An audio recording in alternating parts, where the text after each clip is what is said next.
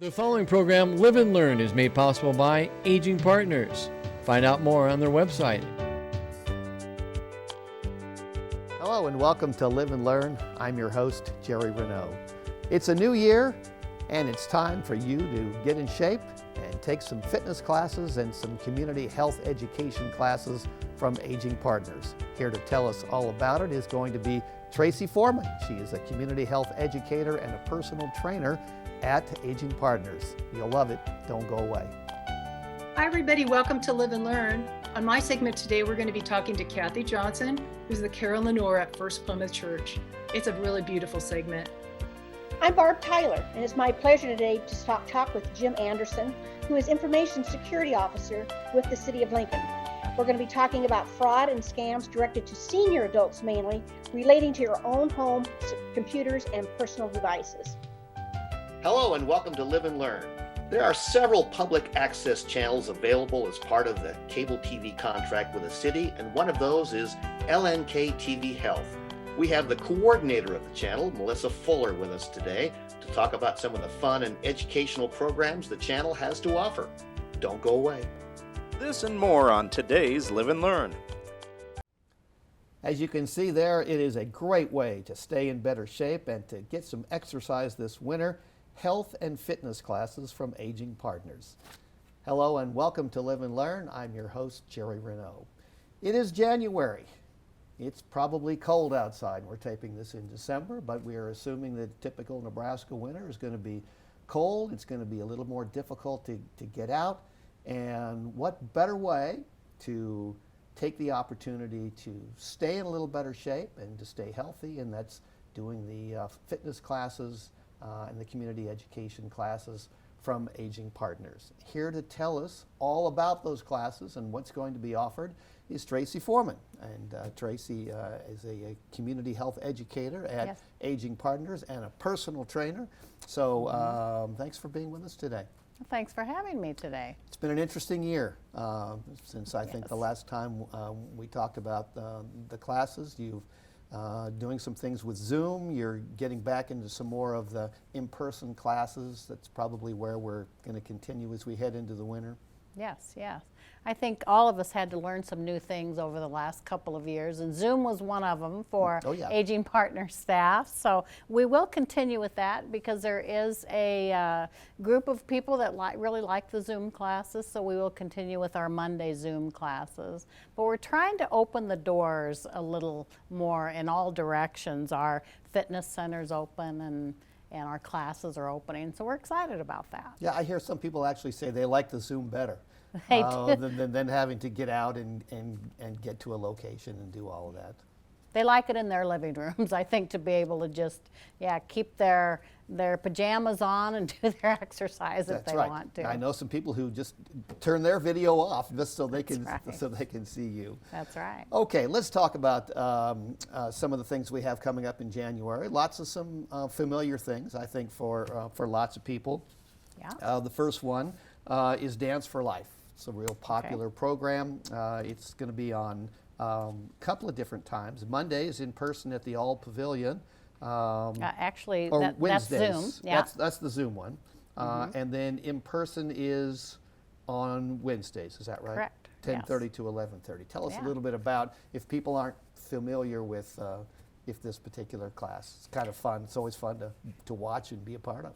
It is fun, and if you like to dance, and a lot of people do, if you like the oldies music, and a lot of people do, then we do our classes. It's a 1-hour class, and we do it to oldies music, and we usually start seated with a warm-up and then move into standing exercises and slower dance music, and then we step it up a little bit and get into full cardio for about 30 minutes, and then we do a cool down, and so it's a full hour class, but a lot of fun. And a good workout for an hour. Very good workout. So a lot of people enjoy it, and we have a large space, which is nice, so we're able to really move around the room.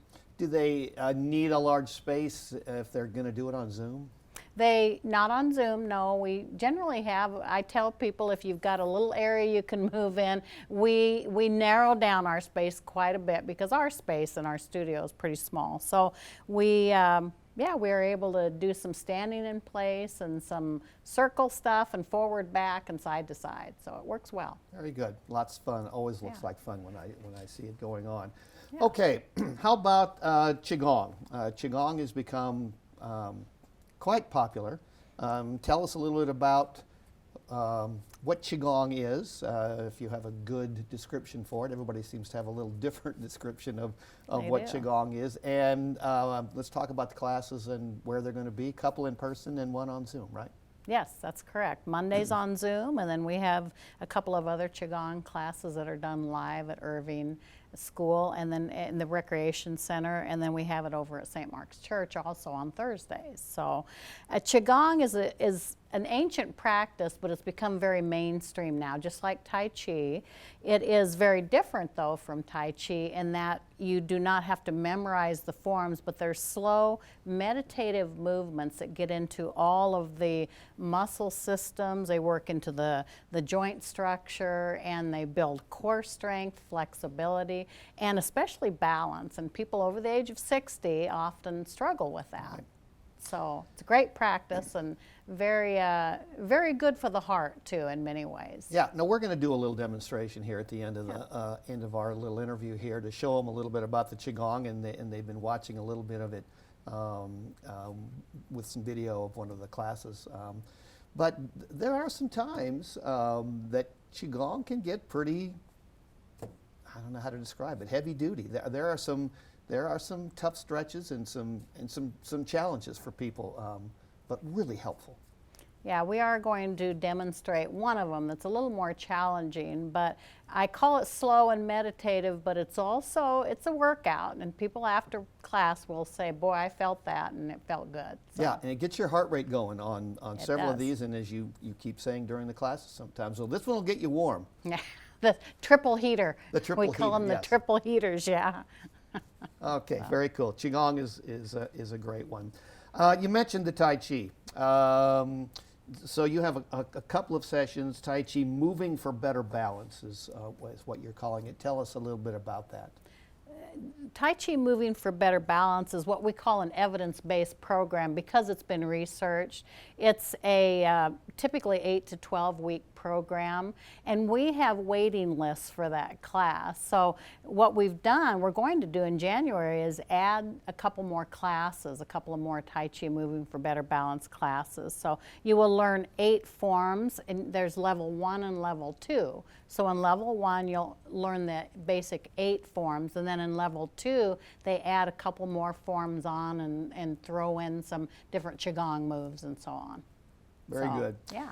And as we talk about Tai Chi, for quite a while we had the 24 form Yes. class, and that has, for a number of reasons, has not been able to been offered. I think we're hopeful that We're always hopeful. it's going to come back at some point in Yes. time. Always hopeful. And the 24 form is just a little bit more involved in it, and it does require a little memorization. I mean, there's Yes. specific movements that you have to go through that takes you through the whole process, right? Right. The Moving for Better Balance is an 8-form class, and of course 24 form is traditional Tai Chi that you would see done in China and Right. Hong Kong. So How about the chair yoga? I'm always fascinated by that one. That's Wednesdays from 9 to 10, starts in February. chair yoga is really a great workout, but all done from a chair. If there are people who have balance issues, it's a great core and muscle workout. There's not a lot of memorization in seated yoga, but there's a lot of stretching and movement and breath. And most of our practices do focus on the breath, which is so important. A couple of things I'd like to mention before we get into our demonstration. They're really more programs as opposed to the exercise part of it, but one of them is living well with diabetes, and there are a number of really interesting sessions and topics that you're going to go through. Living Well with Diabetes is an excellent program, and we have several facilitators who teach that class. It will be available to people who either have diabetes themselves or are living with someone with diabetes, and the class covers many topics. I would encourage people to sign up, though, because that class does fill up quickly. It does, it does. There's one other that looks fascinating, and that is a class called Energize Your Body, Mind, and Spirit. Yes. And it is a one-day class. It is. It is a morning session class, and there's 3 elements. Talk about what those elements are going to be. Yeah, it's called Energize Your Body, Mind, and Spirit, and that one is going to be held over at Southeast Community College at the Jack Huck Continuing Education Center, and we're going to have Dr. Allie there, and a lot of people will remember her from KFOR. She's going to talk about supplements and the good, the bad, and the ugly, basically, is what she's going to be talking about. And then we're also going to have our yoga instructor there. She's going to be talking about different kinds of meditation, and Sheila Palmquist has been with us for some time, and she is the founder, actually, of the Lincoln Yoga Center and School. So she'll be with us there, and she'll be talking about meditation and why it's important and different types. And then I will be doing a Qigong demonstration there, and that'll be a lot of fun. And then we're going to have Julie Masters, and if you've ever seen her speak, she's a wonderful speaker. She's going to be talking about finding meaning and purpose in the later half of life. So Yeah, I think that's a great. This one just sounds wonderful. Great. And just quickly before we get into our little demonstration, if people want a little bit more information, they need to contact Aging Partners. What's the best way for them to do that? Well, you'll see the number on your screen that you can call, but 441-7575 is our number, and our office manager usually answers that phone, or one of us will, and we'll get you signed up for a class. But that is important. You need to call and get signed up for a class because they do fill up pretty quickly. Yeah, they do, and it's a great staff. They'll take care of you. Yeah. Very good. All right, well, Thank you. Let's do our little demonstration. We'll show people, give them at least a little bit of an example of what one of the classes might be like. Perfect. Thank you. Hello, we are, through the magic of television, we have transformed our studio into a workout facility thanks to Jamie and Bo and Melissa and Dave. And so we want to give you a little demonstration of some of the kinds of things that would that be in the class. And you and I have talked, Tracy, we love the breathing exercises and the sort of meditative part of that. How about a couple of those? Those are kind of fun. Great way to start your day is just with the breath. And so in Qigong, we call it the Dantian breath, or we call it the roll breath. So from the lower abdomen, we'll inhale, bring it up through the diaphragm, into the chest, and then exhale and push down. Now I'll be inhaling through my nose and exhaling through my nose. So inhale up, stomach comes out first, then diaphragm and chest. And exhale down. Let's make it a little more challenging, should we, Jerry? Sure. We'll go ahead and inhale up past our forehead, and then we're going to come up on our toes. Inhale, rotate off the forehead and come up on your toes. And then exhale, bring your heels down. Bring it back down. We always try to work on the breath and our balance. And let's bring it up again. Inhale. Rotate off the forehead, come up on your toes, reach, and then exhale and bring it down. Rotating your hands back down, palm up. Let's step out a little bit, and we'll bring our hands to either side of our ball of energy, right at our core here. Inhale and expand. Chest comes out. Exhale and lower back. And just one more. Inhale. And exhale. Now let's do one that's a little more challenging here, Jerry. We're going to do one from what we call the 8 brocades. Let's bring our feet really wide into horse stance and bend your knees just a little bit. And now we're going to draw the bow. So let's get our arrow out there, and then we're going to exhale and pull back on the bow here. Pull back on the string, and then open your hands and come back into the center, inhaling as you come in. Exhale as you come out, sink down into your knees, and inhale as you come in. And let's do one more. Exhale, push out, and inhale in. Now let's take one big breath and step in. Inhale, and exhale down. Perfect. We are out of time. All right. Tracy, thank you so much for stopping by today. I will see you in class. Thanks to all of you for tuning in today. Stay safe, stay healthy, and remember, it's never too late to live and learn. Hi, I'm Randy Jones with Aging Partners. Did you know that Lincoln expects a 75% increase in the number of seniors living in our community over the next 15 years? Aging Partners is a community service that provides fitness programs to help keep older adults strong and healthy. This year, Lincoln Cares donations are providing funds for new fitness equipment. You can help make this happen. Sign up to support Lincoln Cares and add $1 to your LES bill each month. Hi, everybody. Welcome to Live and Learn. My name's Kim Hachia. Hey, we're back doing Zoom again. So a big shout out to LNK TV and to Aging Partners for helping us produce these segments in ways that are safe and easy for everyone, although probably not as easy for them as they are for me. There's a really famous tower in Lincoln that has graced our skyline for 90 years, and it's not the Capitol. It's the bell tower at First Plymouth Church, which was dedicated in 1931, so we're on our 90th year. My guest today is Kathy Johnson, and she is the carillonneur at the bell tower at First Plymouth.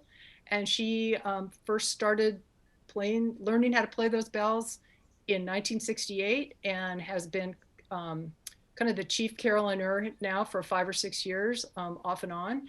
And so welcome to Live and Learn, Kathy. Thanks for having me, Kim. Thanks. So Kathy, a little bit of nomenclature. What defines a true carillon as opposed to some other types of towers? A carillon consists of 23 chromatically arranged bells, at least 23 bells. It can go more. And our carillon has 57 bells. So that would be, we're a true carillon. So tell me about some of those bells. There's 57. You said some of them, the biggest one weighs several over thousand? Over 1,000 pounds, over 5,000 pounds, yes. Wow. And then how big is the smallest one? It can be around 30 pounds. 30 pounds. And then when people drive by the tower and they see those bells that are hanging off the side, those are just ornamental, right? They don't. That's correct. They do not play. Those are ornamental, which fools a lot of people because they think they do play, but they are ornamental. Right. So you're sitting up in what you called the cabin of the tower. Tell me a little bit about that. Well, to start with, we originally were a lower floor where we originally had the carillon. In 1990, when they did a renovation, because there was so much play between the bells and the instrument, they moved us up into the bell frame. We're right in the bells now. So they built a cabin around it so we can be protected. We have to protect the instrument and the carillonneur as well. And so we're in a small space, but it is, we've got sound inside, an amplifier, so we can hear the bells in the cabin because it's kind of soundproof. Right. And I know a lot of people probably wonder if there's birds and bats in that belfry, but you're in that cabin, so you're protected, right? And the weather doesn't affect you as much? No, as long as we keep the cabin in good shape, we're fine. But the bells they're out in the elements. So we have to deal with rain, snow, sleet, and that does affect the bells. Right. I know that the church or the tower underwent a big renovation earlier this summer. And so, that's nice to know that they're keeping the bells in good shape and that you as a player are safe, that you're not. Right. As long as I can get up the bell tower. Right. A lot of steps. Yeah. So we have a little video that we're going to play that someone at First Plymouth produced that shows you playing the bells and also the kind of the steps that you have to take to get up there. It's a spiral staircase. It's pretty cool. So let's roll that video now. I think it runs for about a minute or so.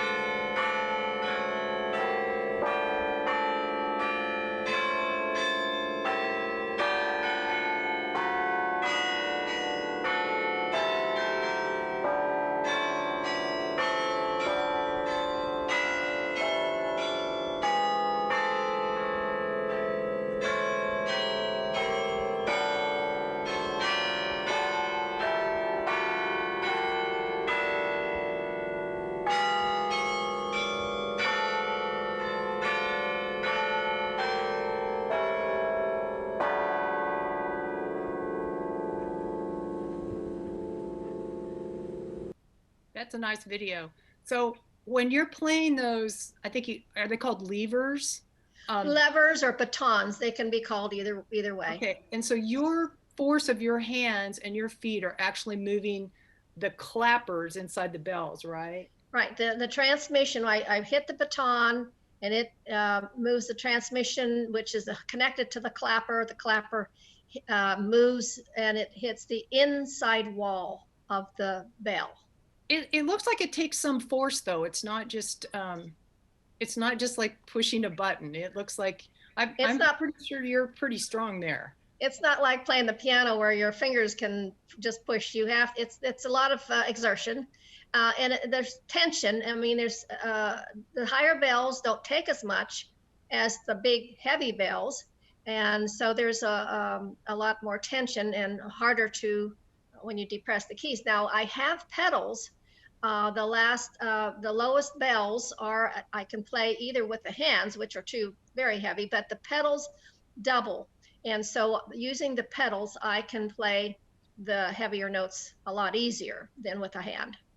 Well, I was at a concert you had recently, and although I've listened to the bells before, this time I listened with a little bit more of a critical ear, and I realized with 57 notes, you really can play some complex music. You know, you can play chords and different things. And now how often do you play? You play every week?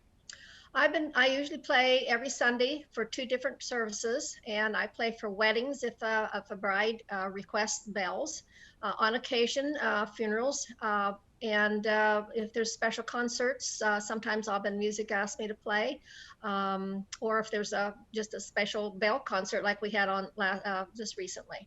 Right. So you tell me a little bit about how you got interested in playing the bells. Well, it started in 1968 when I moved to Lincoln to teach, and I was trying to find some things to learn about the city, and I came to First Plymouth because they were dedicating a new organ at the time, and prior to the organ concert was a carillon concert. So I came and asked, can I see the carillon? And they said, yeah, you can go upstairs and follow those people, some people going up there. And I went up, and they went right back down. But it was a little scary to head up there when I was in my high heels and not knowing I've never gone up in high heels again. But so Ray Johnson was playing the concert, and he said, have a seat. And I sat and watched him play, and it was very interesting. It was very intriguing to listen to him and watch him perform. He was just so skilled at it. So he had a small carillon guild, and so asked if I wanted to join on that. So I started meeting once a month. We met once a month, and he gave us an assignment so we would practice during the week. And that was when we did not have a practice instrument. Right. Now you told me that before you had the practice instrument, you guys just practicing that every god in the city could hear your clinkers. That's right. That's right. I think that's a pretty funny deal.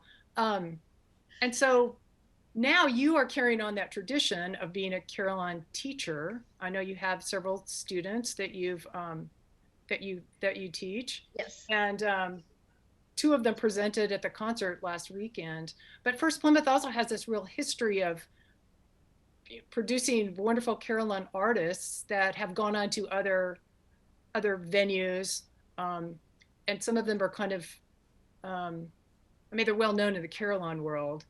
Well, back in 1931, when the original bells were dedicated, there wasn't a lot of experienced people teaching the carillon, and so we had an organist here who was a professor at the university, Myron Roberts, who got several people started from his organ students, and they were Ron Barnes, Milford Meyer, Ray Johnson, and they did the teacher-student presentation, and that's how it kind of got started.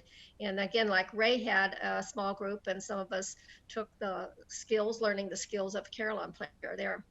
Right. I think that's really interesting. We have another little short snippet of a video of you playing at the practice clavier, and which is, I think, is interesting. And we might run just a few seconds of that so people can see how, even though that clavier is apparently exactly like the one up in the tower, you don't have to climb in the tower, and you can just listen in that room. Although this, you'll notice the sound's a little bit different.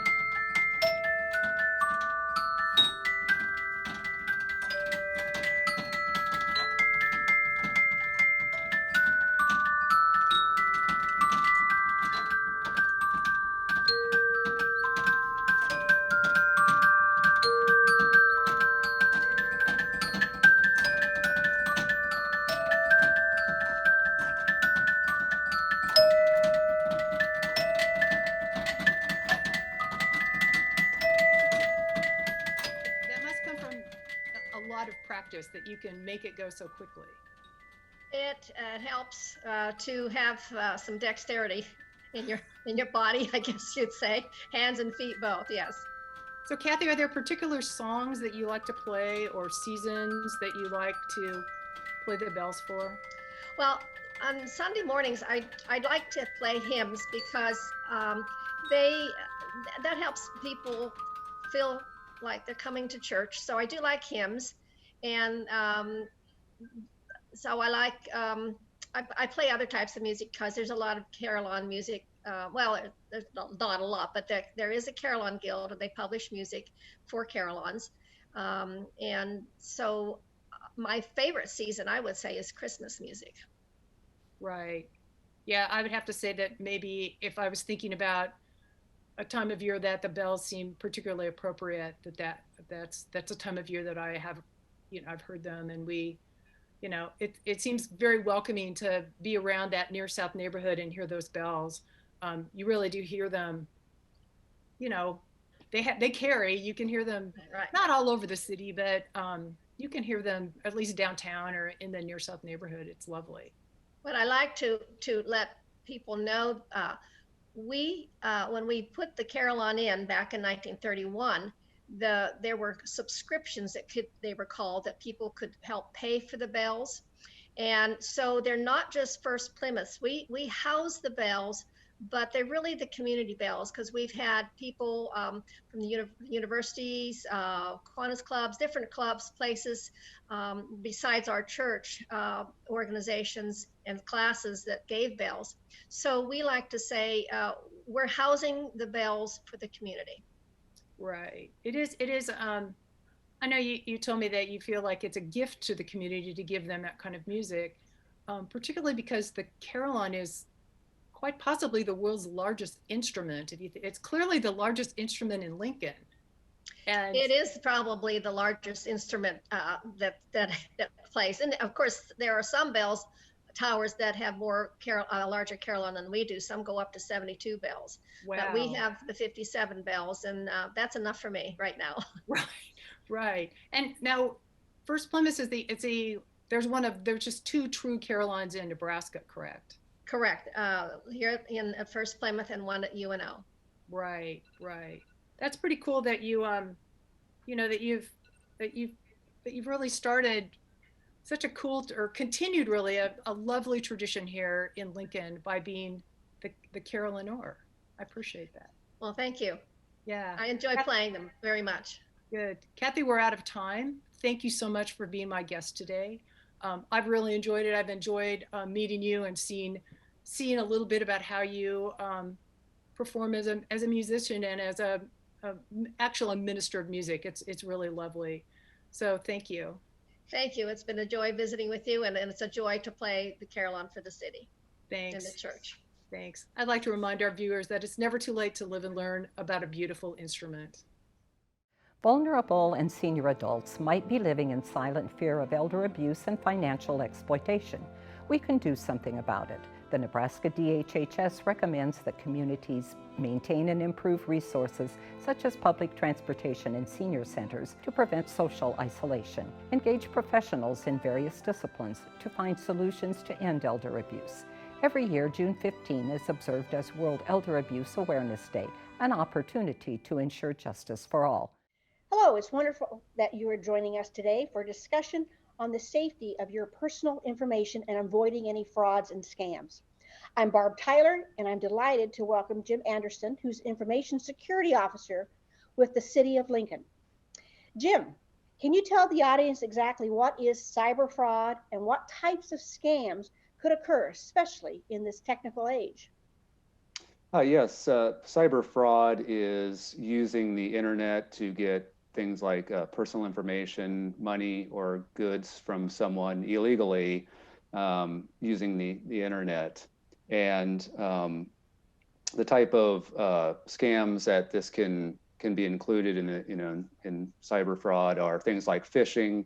A lot of people may have heard of that already, where it's you get an email that's meant to get some personal information from you, like your social security number or banking information, or accounts for your banking account information or email information, and some technical things too, like documents that might be attached to emails that will install malicious software on your computer, or links included in emails that will try to get you to navigate to a harmful website, and even things like when you're out at a coffee shop or a hotel, and you think you're connecting to a Wi-Fi hotspot, a legitimate free one, but you're actually connecting to to something controlled by somebody else that's designed to get your information. So those are some of a few things that can occur during this time. So what can happen if someone is a victim of this? If they do connect to a faulty connection, or what can happen? Yeah, so some things there are a range of different things depending on the scam. Some things can take some of get you to make a payment for something you don't need. It might be $50 or $100. You make use your credit card to make a payment, but other things can be more serious, like if you give your social security number or bank information. Your social security number can lead to identity theft. Banking information can lead to withdrawal of funds from your account, those types of things. So and doing things like connecting to a spoofed website or Wi-Fi hotspot, then somebody can see all of the information you're sending. You think that's not being looked at, but actually somebody can look at the information you're sending. So depending upon what you're doing on that Wi-Fi connection, any of that can be subject to being captured and used against you. Mm-hmm. So what should the average computer user be looking for in their daily use on their own personal devices? Any definite red flags that they should be aware of? Yeah, so if we look at the first slide we have here that shows an email, and earlier I talked about phishing emails, and so one of the things you're going to look at immediately is does the email try and promote a sense of urgency? Like the first sentence in this email says the password on your account will be changed on February 1st. Hurry. So if this is coming from your bank, you wouldn't expect your bank to do something like this, to change it and get you to do something in a hurry. Another red flag is, something bad is going to happen if you don't do it. The last line in the email is, if you don't change your password, we will block your account. So, an exclamation point. So things like that, the sense of urgency, something bad is going to happen if you don't. And it also shows there's a link in this email, but if you hover over the link and it's not the actual location, the legitimate website of your bank. So those are some things you can look at in an email. The sense of urgency, something bad is going to happen. Another red flag is, if we go to the next slide, that you might be navigating to you're using your browser to go to a website, and all of a sudden something pops up on your computer that makes it look like there's malicious, harmful software on your computer. And if you don't take care of it, it will be, it's going to cause problems for your computer. And if you pay money, they'll help you get it off. again, kind of that overriding your, normal reasoning process and getting you to think there's something bad. And if you don't take care of it, something bad's going to happen. And really, if you think about it, this is probably not your legitimate antivirus software that's coming up and showing this. But before you get a chance to really think about it, it's meant to get you to act before you really think logically of what should happen. And so on the third slide here, looking at that open Wi-Fi, this just shows what can happen with open Wi-Fi as well. It just kind of portrays what happens. There's a legitimate public or, if it's a coffee shop, the legitimate open Wi-Fi that you can connect to and do things. But in reality, what happens is an attacker creates a Wi-Fi hotspot that looks similar to the legitimate Wi-Fi connection, but what happens is then all of the traffic that you send through is visible to that attacker. So something to be aware of. Some of the things like the phishing and the second example where you see things that happen right away, visible. But then, so there's some of that awareness, but then there's also the awareness of, when you're out doing things, just like if you were, I guess, you were out at night walking in an area that's not well lit, you need to be aware of what's going on. So just like that situational awareness, if you go into some place and there's public Wi-Fi, so be aware of what's going on there. So those are some things to look for and to be aware of. So having said that, what are the best ways to protect yourself from becoming a victim of any fraudulent activity?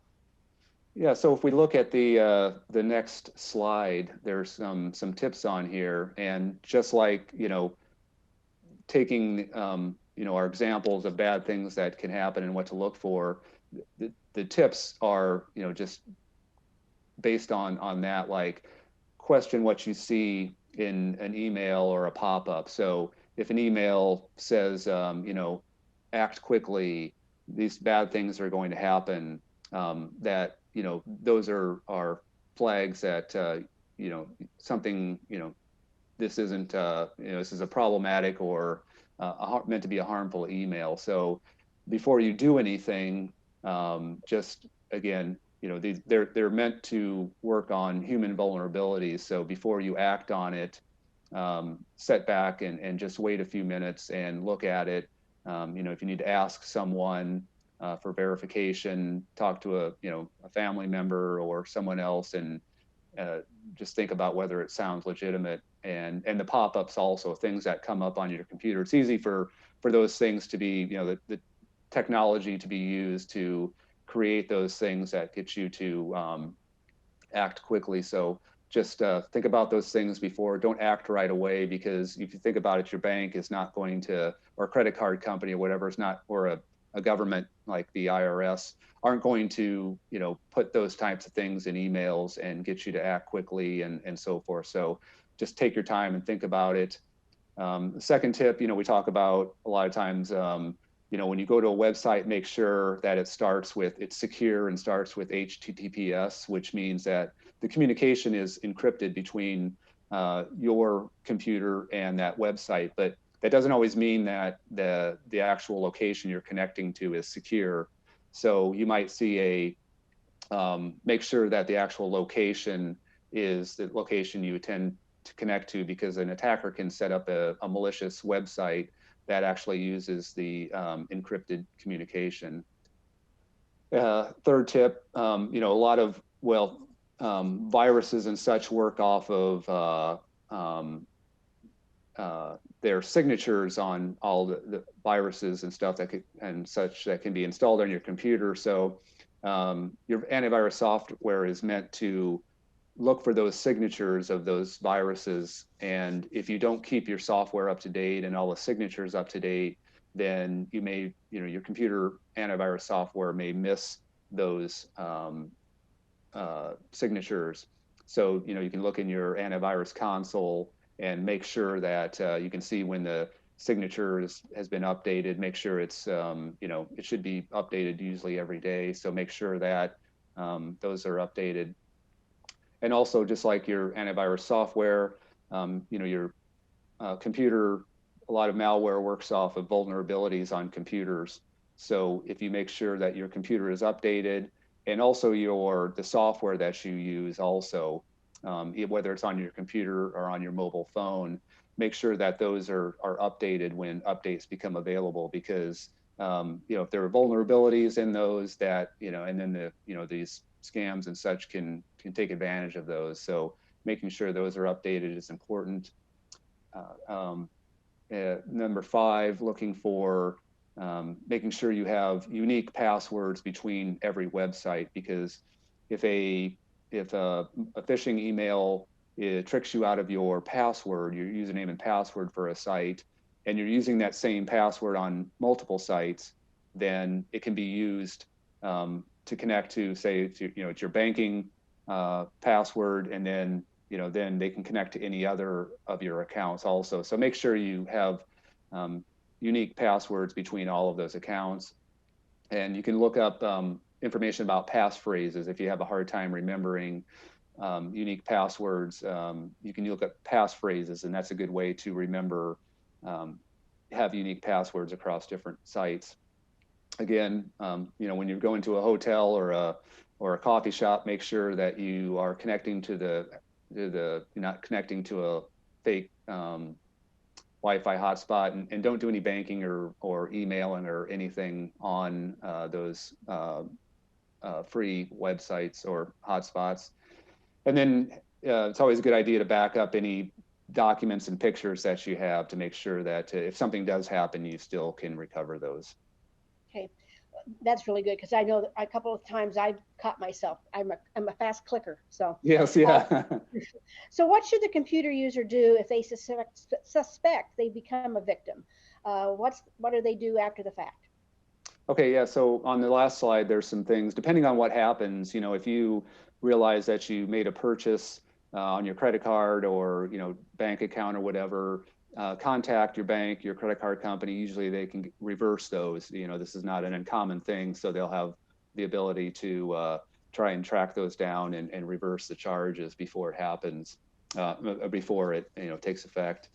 If it's personal information that you give away, like your social security number, you can go to identitytheft.org. I'm sorry, identitytheft.gov. It's a government website that will lead you through things that you need to do if you've given away, protections that you can take after the fact to secure your personal information, identifying information. If it's malicious software that you get installed on your computer, you can take it to a reputable computer repair company. If it's something local, like you have a hailstorm and somebody's trying to get you to buy, get your roof repaired or something like that, your local law enforcement can help with that. Some of the larger scams that come in from different parts of the world, there's not, your law enforcement company organization can't necessarily help with that, but depending on if it is, contact your law enforcement, or they can at least give you some information on going forward. And a really good website to start off with too is ftc.gov, the Federal Trade Commission. They control, have a lot of centralized resources on how to proceed, different types of scams and how to proceed to protect and remediate those. Okay. Well, thank you, Jim, for sharing all this information on safeguarding all our personal devices. Thanks so much for your time today. You're welcome. Thank you. The audience, I'm glad that you've all been with us today, and please tune in again for more segments of interest. And remember, it's never too late to live and learn. Hi, I'm Randy Jones with Aging Partners. Did you know that Lincoln expects a 75% increase in the number of seniors living in our community over the next 15 years? Aging Partners is a community service that provides fitness programs to help keep older adults strong and healthy. This year, Lincoln Cares donations are providing funds for new fitness equipment. You can help make this happen. Sign up to support Lincoln Cares and add $1 to your LES bill each month. Hello and welcome to Live and Learn. I'm your host, Jerry Renaud. One of the great channels that is offered through Lincoln's cable systems is LNK TV Health. It offers a wide variety of programs from health and fitness to cooking and many others. Joining us today is the coordinator for the channel, Melissa Fuller. Melissa, thanks for being with us today. It's awesome to be here. Melissa, you don't get to be the star very often. You get to be the star today. Tell our audience a little bit about yourself and how you ended up in this position. So I'm originally from Nebraska, a little town called North Bend. I grew up there and I ended up going to college in Lincoln. I graduated from UNL. I think you were one of my professors, actually. I was. You were one of my star students. So I graduated in broadcast journalism and I headed out to Los Angeles. And I was there for about 11 years working in film and television, but I was drawn to documentary work. So the last few years I was in Los Angeles, I worked for a company and I was a writer-producer for History Channel doing a show called Modern Marvels. So I did that for a few years, and then that company was amazing, but unfortunately they shut their doors. So my husband and I took a big breath. We were going to have our son soon, and we decided to move back to Nebraska and raise our son close to family and somewhere we felt really comfortable. And then within probably about 2 years of moving back, this position opened. They were starting a brand new channel called LNK TV Health, which actually, sorry, at the time it was called 10 Health TV. It changed. So yeah, I was able to step right in there, and that was almost 10 years ago. That was in November of 2011, and then we launched the channel in January of 2012. So coming up to an anniversary. Very cool. It's frightening how time goes so fast. My son has grown up on the channel. So. Yeah. Well, let's talk a little bit about the channel. You do a really nice job of promoting it. Is not just the channel. The content is not just on the cable system, but you have lots of other places where you give people tips and ideas. Let's talk a little bit about those if people want to check those out as well. So yes, we do have the channel. We're just in a digital age, so a lot of people are going on the internet. I think the big thing is there's a lot of things when people Google, and we're hoping to be that reliable place if you're looking on the internet that you can find reliable local content. So on YouTube, where it's youtube.com and then /LNK TV Health, where you can search that. We're on Facebook, we're on Twitter, we're actually on Instagram as well. But most of that content, every show we've done is on YouTube. And those range from, 2-hour programs to 30-second tips. And we've had to cater those a little bit to, for Facebook and Twitter, they tend to be for even shorter attention spans. So we do have a lot of short tips on cooking or health tips or exercise, anything you do, anything you're looking for. Yeah, so there's lots of great content, and I absolutely believe that Lincoln is lucky to have you and as the coordinator, because there really are some fun programs, and let's talk about some of those programs. You mentioned that one of those is some fitness programs. I've gone to the fitness programs any number of times and taken advantage of those. Let's talk a little bit about those. So a lot of fitness programs were established even when I got here. We partner with Aging Partners for quite a few of those programs. And I think, Jerry, you were involved with one just recently. We did a 24-forum Tai Chi. We filmed over at the Ald Center. I think that's a 40-minute maybe program. But we've done a lot of 30-minute. It might be bar, it might be exercise for life. There may be yoga, Tai Chi, Pilates. There's a lot of different programs, especially for the aging population. There are some that are seated. There are some that are standing. They're for all levels. And I have to say, again, with my son, when he was little, we'd turn the channel on and he was doing yoga, he was watching it as well and doing a lot of yoga on TV with Aging Partners. So we do that. We do have kids yoga as well, actually, and we have some kids exercise programs that we tend to play in the afternoon as well. So there's a lot of different types of programs like that. Yeah, it's really great stuff. Why don't we give the audience, if they maybe haven't seen this, just at least a little bit of a clip to show them what it's all about.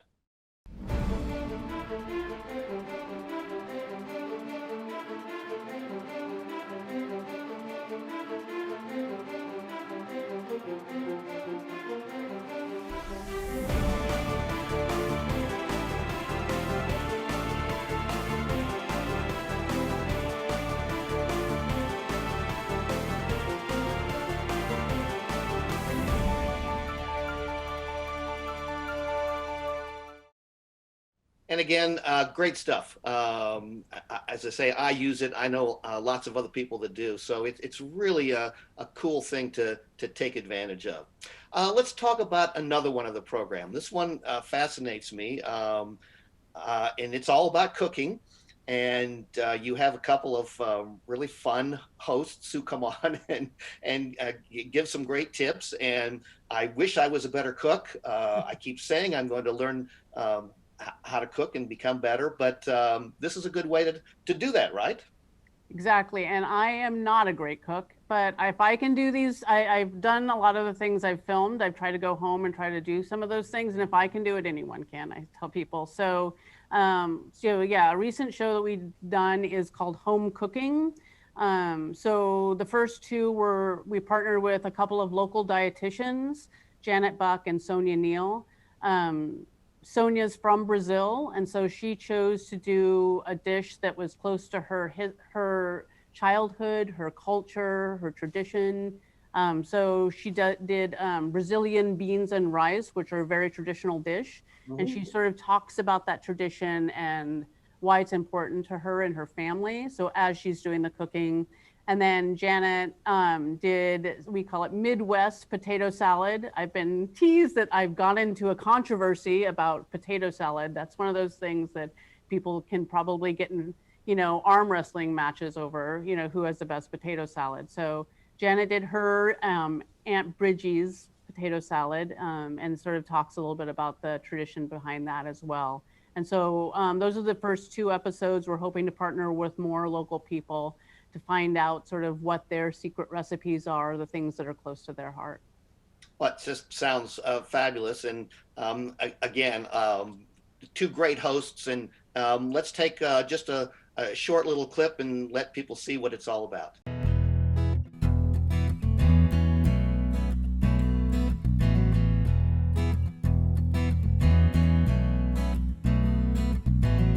Hi, I'm Janet Buck. I'm a registered dietitian nutritionist. Thanks for joining us today.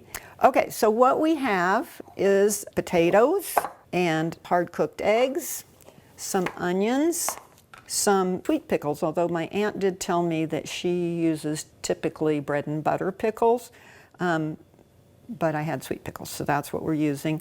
And you could also use pickle relish in this recipe. Fun stuff. I hope you're able to find lots of other people to come on and do that. Cooking is sort of a fun activity and a good group activity, I've discovered in some cases. So great show. All right, let's sort of stay on the food chain a little bit. No, let me do one other first. It's a show called Shape of the City. Lots of really interesting topics about the city of Lincoln. Where did this come about from? So what's important about this channel is that it's not just my channel, right? It's the community's channel. And from the get-go of how the channel originated, we had a lot of partners, and we continually have a lot of partners. If there's been a health or wellness organization in town, we've probably worked with them at this point. And so it's been exciting to really get to know some of those groups. So we sometimes sometimes it's a topic like winter safety or summer safety, or sometimes it's a nonprofit, like a nonprofit we did a few years ago called We Can Do This, or the Lincoln Food Fort. Those are, they're small nonprofits getting a start that are great for the community. So sometimes there's those sort of highlights. We work a lot with an organization called Partnership for Healthy Lincoln.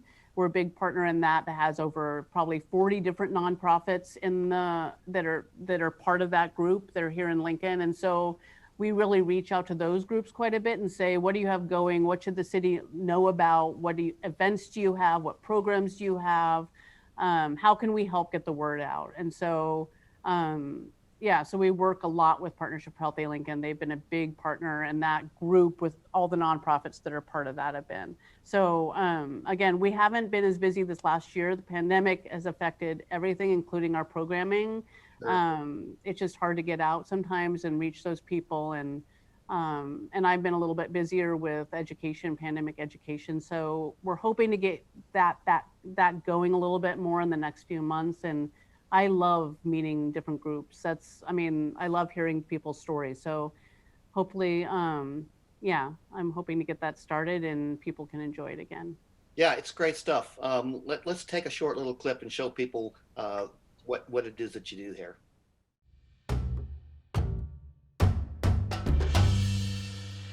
Hi, I'm Megan McGuffey, Executive Director at Community Crops, and today I just want to give you a few tips for getting started growing this spring.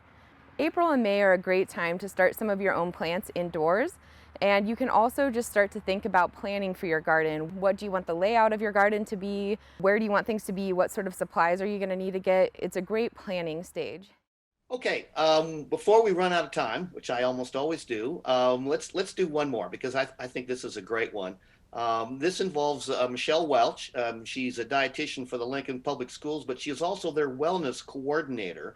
And so you've done a number of programs with her about wellness, right?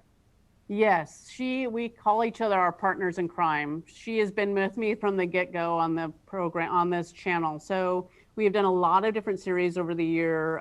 We've done one covering high blood pressure, diabetes, asthma, what to do with kiddos that are sort of home alone. They're old enough to be home alone, but what do you do when they need to make their own food? So there's short, simple tips that she does. The most recent, the Breathing Easy with Asthma.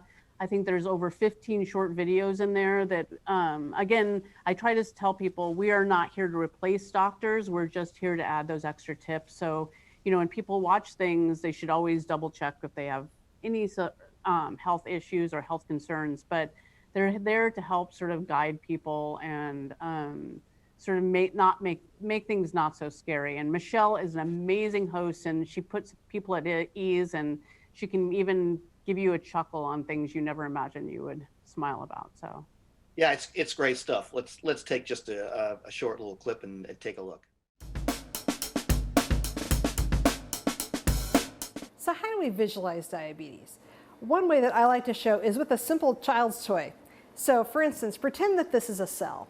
Our cell has lots of different doors for different types of nutrition to get into our cell.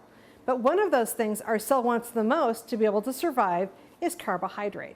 Carbohydrate has to have its door unlocked by something called insulin that's produced by our pancreas. So our goal in diabetes is to have the cell doors open up through insulin. It lets the food in so that it can get into the cell and be fed.